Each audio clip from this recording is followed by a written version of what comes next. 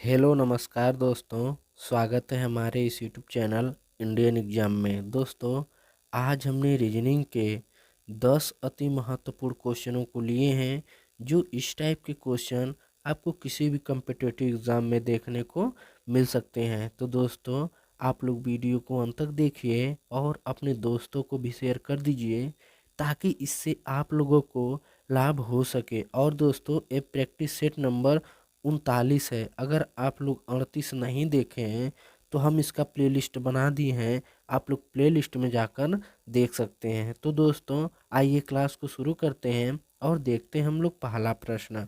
हमारा पहला प्रश्न है, कह रहा है नीचे दिए गए विकल्प में से संबंधित संख्या को चुनिए। देखिए दोस्तों, इस टाइप के एक क्वेश्चन आपको हर एग्जाम में देखने को मिल जाएंगे।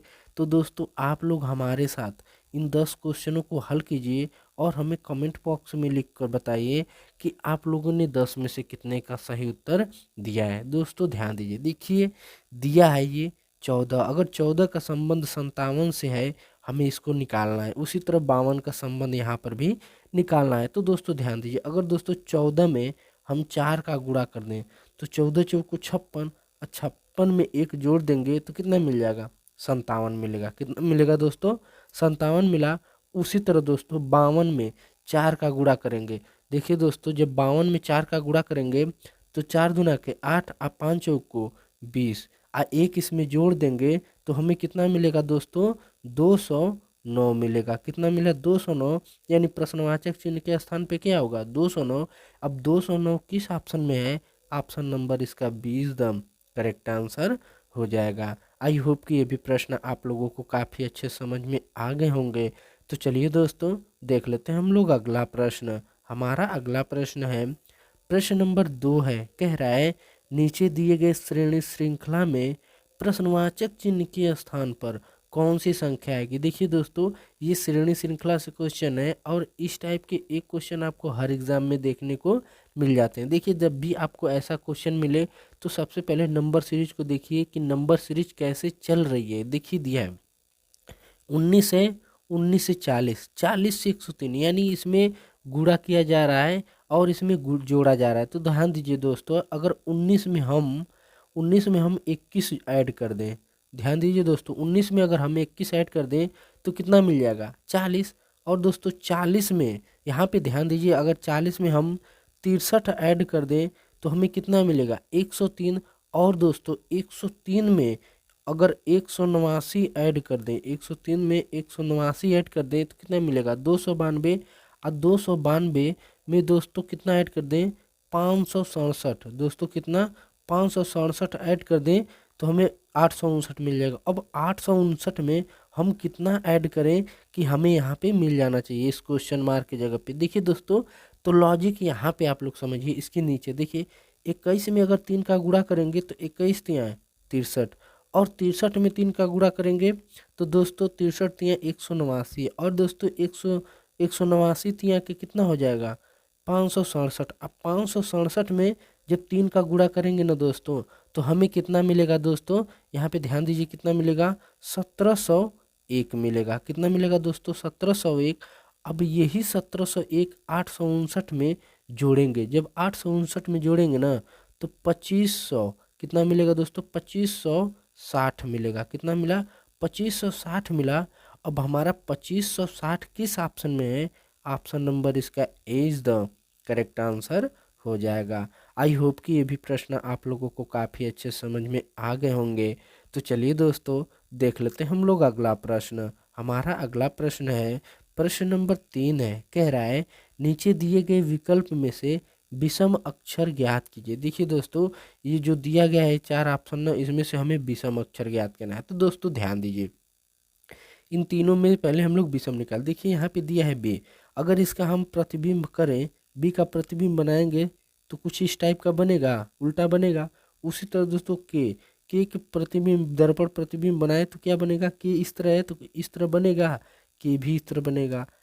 3, अब देखिए यहाँ पे 3 दिया, इसका भी विपरीत बनाएंगे प्रतिबिंब तो 3 राइट बनेगा कि नहीं? यानी इस सब में विपरीत बनाया गया है, यानी जो प्रतिबिंब बना है ना, तो बी का, के का, 3 का बना है। लेकिन अगर यहीं पे एल का भी प्रतिबिंब बनाए तो एल का बनेगा उल्टा, लेकिन यहाँ पे क्या दिया है सीधा, यानी ये तीनों क्या है एक जैसा है, यानी ये तीनों एक जैसा है। लेकिन जो ऑप्शन नंबर डी है ना ये तीनों से क्या है अलग है, तो इसलिए इसका सही उत्तर D is the correct answer हो जाएगा। आई होप कि ये भी प्रश्न आप लोगों को काफ़ी अच्छे समझ में आ गए होंगे। तो चलिए दोस्तों देख लेते हैं हम लोग अगला प्रश्न। हमारा अगला प्रश्न है प्रश्न नंबर 4 है, कह रहा है एक निश्चित कूट भाषा में DEAF को 5718 और HEAD हेड को 8137 लिखा जाता है, तो इस कोड भाषा में यच को क्या लिखा जाएगा। ध्यान दीजिए दोस्तों, DEAF को क्या लिखा जा रहा है 5 और फिर 7 फिर 1 फिर 8, यही लिखा जा रहा है ना, यहाँ पे ये 1 है दोस्तों, ठीक।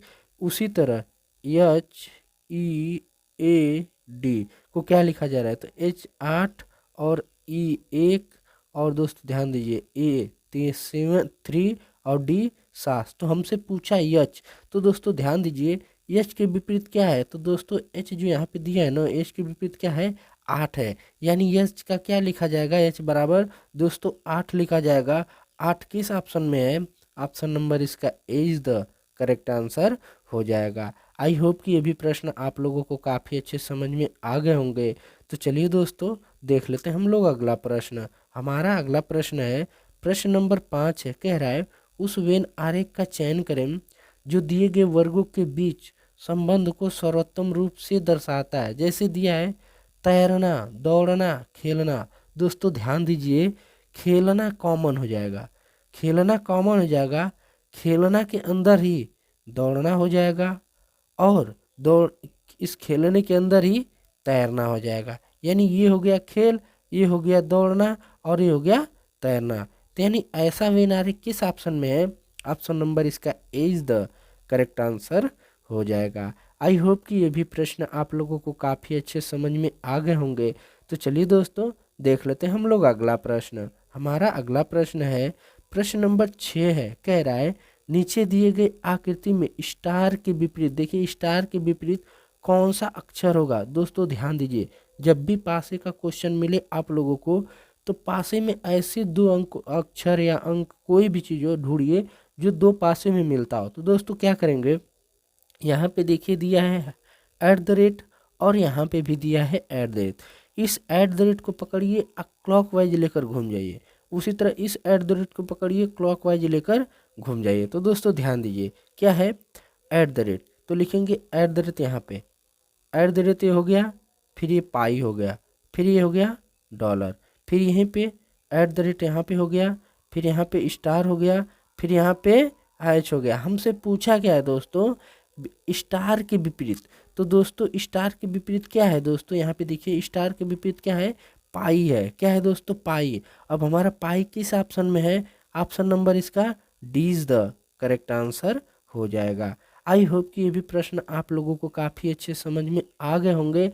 तो चलिए दोस्तों देख लेते हैं हम लोग अगला प्रश्न। हमारा अगला प्रश्न है प्रश्न नंबर 7 है, कह रहा है नीचे दिए गए आकृति में रिक्त पदों को पूरा कीजिए। दोस्तों जब भी आप लोगों को ऐसा क्वेश्चन मिले, क्योंकि ये क्वेश्चन बहुत आसान है, अगर आप लोग इसका लॉजिक समझ जाएंगे तो इस क्वेश्चन को आसानी से बना लेंगे। देखिए जब भी आपको ऐसा क्वेश्चन मिले ना तो पहले सबको गिन लीजिए। देखिए दिया है 1 2 3 4 5 6 7 8 9 10 11 12। तो दोस्तों ये 12 है ना, तो 12 को क्या करिए कि 3 से भाग दीजिए, तो 4 3 12 यानी कितना मिल गया 4 मिल गया ना। तो 4 4 का पेयर बना लीजिए 1 2 3 4, ये 4 का पेयर हो गया 1 2 3 4, ये 4 का पेयर हो गया। तो दोस्तों ध्यान दीजिए पी है ना, यहाँ पे देखिए पी यानी क्यू, क्यू के बाद क्या आना चाहिए दोस्तों, यहाँ पे आप लोग ध्यान दीजिए यहाँ पे क्या है क्यू। अब यहाँ पे अगर हम लोग निकालना चाहें तो क्या मिलेगा दोस्तों, अगर हम निकालना चाहें तो क्या मिलेगा, ध्यान दीजिए यहाँ पे दिया है क्यू, क्यू के बाद क्या है पी है ना, तो यानी यहाँ पर क्या हो जाएगा पी हो जाएगा, क्या हो जाएगा दोस्तों पी हो जाएगा।